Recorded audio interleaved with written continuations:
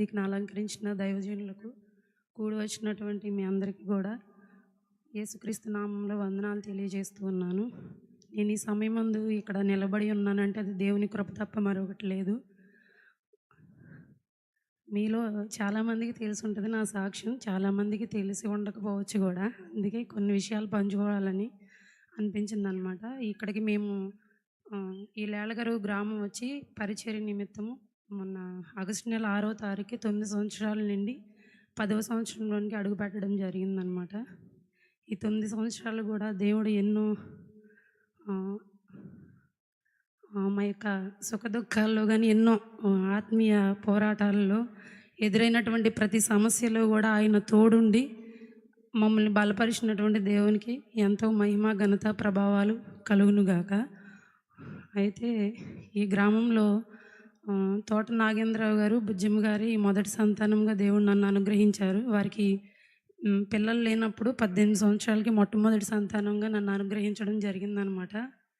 దేవుడు నన్ను ఆ సమయాన వారికి అనుగ్రహించిన ప్రణాళిక ఎంతో గొప్పదని నేను నిశ్చయంగా నమ్ముతున్నాను. ఎందుకంటే ఈ దినాన వారి స్థానంలో మమ్మల్ని ఇక్కడ నిలవబెట్టి తన పరిచర్య కొరకు ఏర్పాటు చేసుకోవాలనే ఉద్దేశంతోనే ఆ దినాన దేవుడు మమ్మల్ని వారికి అనుగ్రహించాడని నేను నమ్ముతూ ఉన్నాను.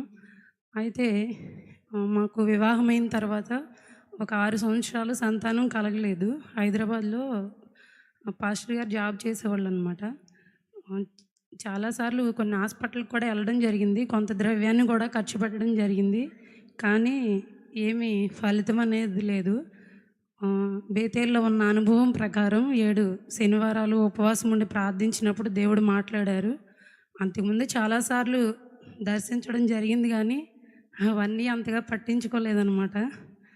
కానీ ఒక 7వ శనివారం రోజు ఇద్దరం కలిసి ప్రార్థన చేస్తూ ఉంటే దేవుడు మాట్లాడారనమాట.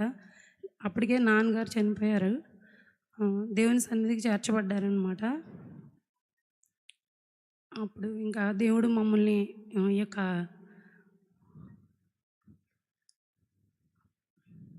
పరిచర్య కొరకు మిమ్మల్ని ఎన్నుకుంటున్నాను. ఈ యొక్క మీరు ఈ నా సేవ కాకుండా ఇంక ఏ పని చేసినా కానీ దానిలో మీకు విజయం రాదు అని చెప్పి పాస్టర్ గారితో మాట్లాడడం జరిగింది. ఆ క్షణాన్ని మేము ఇరువురం తీర్మానం చేసుకుని ఈ గ్రామానికి దేవుడు చెప్పినటువంటి మాట ప్రకారం, ఆయన ఇచ్చినటువంటి వాగ్దాన ప్రకారం ఈ యొక్క గ్రామంలోనికి ఆగస్టు నెల 6వ తారీఖున అడుగు పెట్టడం జరిగిందనమాట. మొన్న ఆగస్టు నెలకి 9 సంవత్సరాల నుండి 10వ సంవత్సరంలోనికి అడుగు పెట్టడం జరిగింది. అయితే ఇక్కడికి వచ్చిన దగ్గర నుంచి దేవుడు ఏం చెప్పారంటే, మీరు లేలగరువు గ్రామం వెళ్ళి నా పరిచర్య చేస్తే మీకు సంతానాన్ని అనుగ్రహిస్తానని. అయితే ఆ వాగ్దాన ప్రకారం ఇక్కడికి రావడం జరిగింది. వచ్చిన దగ్గర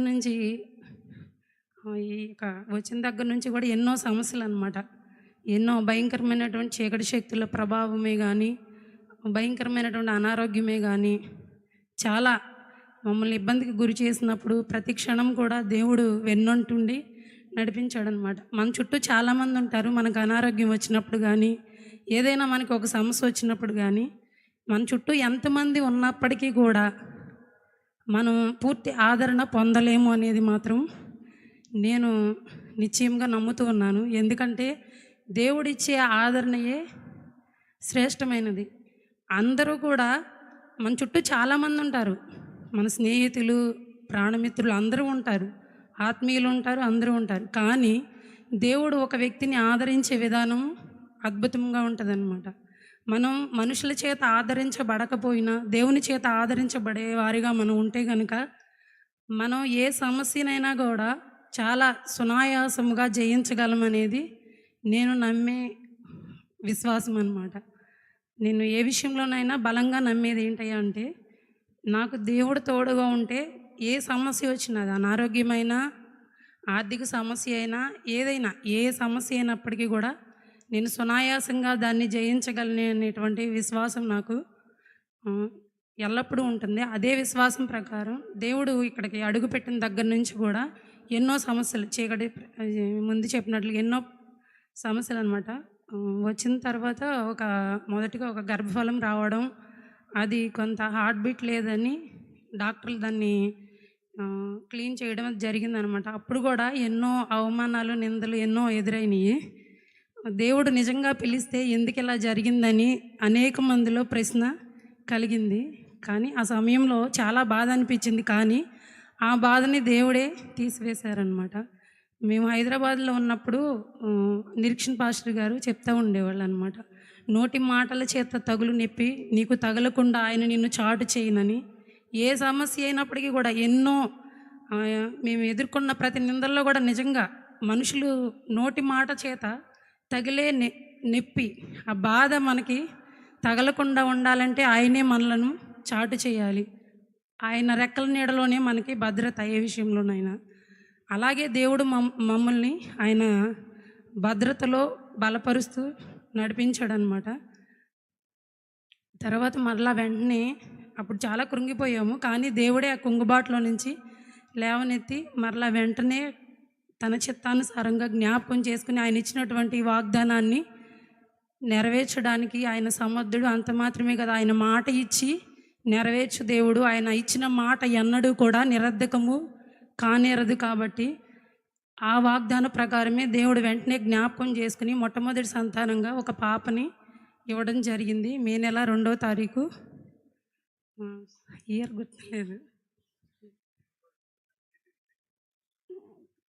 2018 సంవత్సరంలో మే నెల 2వ తారీఖున మొట్టమొదటి సంతానంగా ఒక పాపను అనుగ్రహించారనమాట. ఆ పాప విషయంలో కూడా పుట్టినప్పుడు చాలా ఇబ్బంది అయింది. 2 రోజులు గడిస్తే కానీ చెప్పలేమని చెప్పారు. అదైతే నాకు తెలియదు. అప్పుడు హాస్పిటల్లో ఉన్నప్పుడు చాలా కంగారు పడ్డారు అందరూ. కానీ దేవుడు తన వాగ్దానం చేసి దాన్ని నెరవేర్చే దేవుడు కాబట్టి పాపను కూడా ఎంతో సురక్షితంగా భద్రపరిచి సజీవ లెక్కలో ముద్రించాడు. తర్వాత మరలా వెంటనే జ్ఞాపకం చేసుకుని 2వ సంతానంగా ఒక బాబును కూడా అనుగ్రహించారనమాట. దేవుడు మాకు ఏదైతే చెప్పాడో ఆ మాటని నెరవేర్చాడు. చెప్పారు కదా, ఎప్పుడైతే మీరు నా సేవకు సమర్పించుకుని గ్రామంలో అడుగు పెడతారో అప్పుడు మీకు సంతానాన్ని అనుగ్రహిస్తానని ఆ వాగ్దానాన్ని దేవుడు మా జీవితంలో నెరవేర్చారు. చాలామంది ఈ దేవుడు ఈ మాట మాట్లాడారు అని చాలామందితో మేము పంచుకున్నప్పుడు దేవుడే కాదు దెయ్యాలు కూడా మాట్లాడతాయి వాగ్దానాలు అన్నవాళ్ళు కూడా లేకపోలేదు. వాళ్ళతో ఎవరు మాట్లాడతారో తెలియదు. కానీ దేవుడు ఈ పరిచర్యలో మమ్మల్ని ఎన్నుకున్నప్పటి నుంచి ఏ వాగ్దానం అయితే ఆయన ఇచ్చారో, ఏ మాట అయితే ఆయన మాకు వాగ్దానం చేశారో దాన్ని అంచెలంచెలుగా ప్రతిదీ కూడా నెరవేరుస్తూనే ఉన్నారు. ఆయన మాట ఇచ్చి నెరవేర్చే దేవుడు కాబట్టి. తర్వాత మరలా వీళ్ళిద్దరూ పుట్టిన తర్వాత కొంతకాలానికి మరలా నాకు చెయ్యి కాలు సడన్గా ఒక మెడ దగ్గర పెయిన్ లాగా వచ్చి చెయ్యి కాలు పని చేయలేదు. ఈ కొంచెం బ్రెయిన్ స్ట్రోక్ లక్షణాలు లాగా ఉన్నాయని చెప్పారు డాక్టరు, విజయవాడ వెళ్ళమని. అయితే మరలా ప్రార్థన చేసుకుని వెళ్ళినప్పుడు అక్కడికి చాలా సివియర్గా చెప్పారు దాని గురించి. అప్పుడు మా అమ్మగారు కూడా ఉన్నారు, పాస్టర్ గారు. ఒక డాక్టర్ గారు అలా అనేసరికి చాలా వాళ్ళు కంగారు పడ్డారు. ఆయన కూడా నా ముందే చెప్పారనమాట. చాలా కంగారు అనిపించింది. ఆ సాయంత్రమే బయలుదేరి విజయవాడ వెళ్ళి పొద్దున్నే అక్కడ డాక్టర్ దగ్గరికి వెళ్ళినప్పుడు ఆయన కేవలము ఒక 700 రూపాయల మందులతో ఏ టెస్టులు లేకుండానే నీకు ఏమీ లేదమ్మా, ఓన్లీ మైగ్రేన్ పెయిన్ మాత్రమే, ఇది ఏమీ లేదు, అది కొంచెం నరాలు వీక్గా ఉన్నాయని చెప్పి పంపించేశారనమాట. దేవుడు ఆ క్షణాన ఎంతో గొప్ప కార్యం చేశారు. మరలా కొంతకాలానికి మరలా ఇంకో గుండెలో నొప్పిలాగా వచ్చేది. దరిదాపు మచిలీపట్నంలో ఉన్న డాక్టర్ గారులందరి దగ్గరికి వెళ్ళడం జరిగింది. కానీ తగ్గలేదు. ఇంకా ఇక్కడ తగ్గట్లేదని విజయవాడ మల్టీ స్పెషాలిటీ హాస్పిటల్లో చాలా ప్రసిద్ధి చెందినటువంటి గుండె వైద్య నిపుణుల దగ్గరికి తీసుకెళ్లారు. అక్కడ తీసుకెళ్ళినప్పుడు ఆయన కొద్దిగా గుండె తేడాగా ఉంది, కొంచెం 15 రోజులు మందులు వాడి రండి అని చెప్పడం జరిగింది. అప్పుడు కూడా కొంచెం ఆ వయసులో ఇద్దరు చిన్న పిల్లలు, గుండె బలహీనత అంటే కొంచెం ఎవరైనా భయపడతాం కదా, కొంచెం భయం వేసింది. ఆ భయపడుతున్న క్షణంలో కుంగిపోతున్న సమయంలో పాస్టర్ గారు అన్నారు, చర్చిలోకి వెళ్ళి ప్రార్థన చేసుకుందాము ఇద్దరం అని చెప్పి. అంతకుముందు చేసుకుందామని ప్రార్థన చేసుకుందామని ఇక్కడ చర్చి దగ్గరికి వచ్చాము. మేము అంతకైతే అక్కడ చివరిన ఉండేవాళ్ళం, ఊరి చివరిన. ఇక్కడికి ఇక్కడికి వచ్చినప్పుడు ప్రార్థన చేసుకుంటుంటే దేవుడు మరలా మాట్లాడారనమాట. నీకు గుండె బలహీనత ఏమీ లేదు, నువ్వు ఈసారి డాక్టర్ దగ్గరికి వెళ్ళినప్పుడు నేను నీకు మంచి రిపోర్ట్ ఇస్తానని. అదేవిధంగా దేవుడు మరలా వెళ్ళినప్పుడు నీకేమీ ఏడా అక్కడ విజయవాడలో చెప్పారు, మరలా పెయిన్ వచ్చిందని సడన్గా బాగా మరలా గుండెలో నొప్పి వస్తే బందర్ తీసుకెళ్ళడం జరిగింది గుండె డాక్టర్ గారి దగ్గరికి. అక్కడ డాక్టర్ గారు అన్నారు, నీకు ఏమీ లేదమ్మా, సివియర్ గ్యాస్ పెయినే అని. దేవుడు మరలా ఆ రోజు చేసినటువంటి వాగ్దానాన్ని వెనువెంటనే నెరవేర్చారనమాట. అందుని బట్టి దేవునికి మహిమ కలుగును గాక. ఇన్ని నేను సాక్ష్యం ఎందుకు చెప్తున్నానంటే, దేవుడు 10 సంవత్సరాలు పరిచర్యలో ఎలా తోడుగా ఉండి, ఏ సమస్య వచ్చినా, ఏ బలహీనత వచ్చినా, ఏ అనారోగ్యం వచ్చినా ఆయన వాగ్దానం ఇచ్చి గ్రామానికి నడిపించాడు. కాబట్టి ఆయన మమ్మల్ని ఎప్పుడూ కూడా విడిచిపెట్టలేదు. ఏ విషయాల్లో కూడా, ఏ సమస్య ఎదురైనప్పటికీ కూడా ఆయన మమ్మల్ని ఎన్నడూ కూడా విడిచిపెట్టలేదు. ప్రతి క్షణం ఆయన మమ్మల్ని వెన్నంటి ఉండి నడిపిస్తూనే ఉన్నారు. ఆయన ఇచ్చినటువంటి మాటను మాత్రం మా జీవితాల్లో నెరవేరుస్తూనే ఉన్నారు. అందుని బట్టి దేవునికి మహిమ కలుగును గాక. మరలా మొన్న రీసెంట్గా 15 రోజుల క్రితం కూడా చాలా బలహీనత అనమాట. లేచి నా పని నేను చేసుకోలేనటువంటి చాలా బలహీనత. మెడ దగ్గర డిస్క్ కొంచెం వెడమిచ్చి చాలా బలహీనత. ఎదరేమో మీటింగ్లు ఉన్నాయి, ఎలా ఇదంతా అని కొంచెం కలవరపడినప్పుడు దేవుడు ఈ సమస్యలన్నిటిలోంచి ప్రతి క్షణం కూడా నెట్టుకుంటూ మమ్మల్ని విజయ పదంలోనే నడిపిస్తూ ఉన్నాడనే విశ్వాసం ఉంది. మరలా ఇంకో పక్కన బలహీనతను బట్టి కొంత భయం ఉంది. అయితే గూడూరు, వడ్లమన్నాడు, లేలగారు సంఘ బిడ్డలందరూ కూడా నా గురించి చాలా భారంగా ప్రార్థన చేశారు.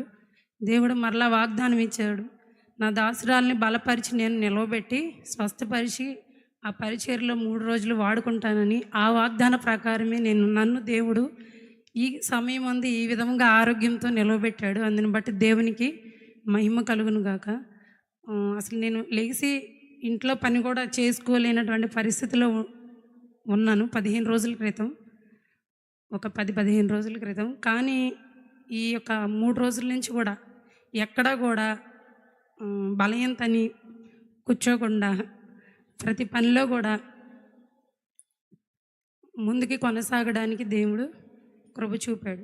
దేవుడు ఇంతవరకు ఏ వాగ్దానాన్ని అయితే ఇచ్చాడు ప్రతి విషయంలో కూడా దాన్ని నెరవేరుస్తూనే ఉన్నాడు. దేవుడు మాట తప్పని వాడు. ఆయన ఏదైనా మాట ఇచ్చాడంటే దాన్ని ఖచ్చితంగా నెరవేరుస్తాడు. వాగ్దానం ఇచ్చాడంటే దానిని ఖచ్చితంగా మన జీవితాల్లో నెరవేరుస్తాడు. కొన్ని ఆయన ఇచ్చినటువంటి వాగ్దానాలు కొన్ని ఇచ్చిన వెంటనే నెరవేరుతాయి, కొన్ని ఆలస్యం అవుతాయి. ఆలస్యమైనప్పుడు మనం మనుషులుగా కొంత కలవరం వస్తుంది, భయం వస్తూ ఉంటుంది. దేవుడి మాట అయితే ఎందుకు ఇంత కాలం జరగలేదు అనేటువంటి సందేహం కూడా మనకి వస్తుంది అనమాట.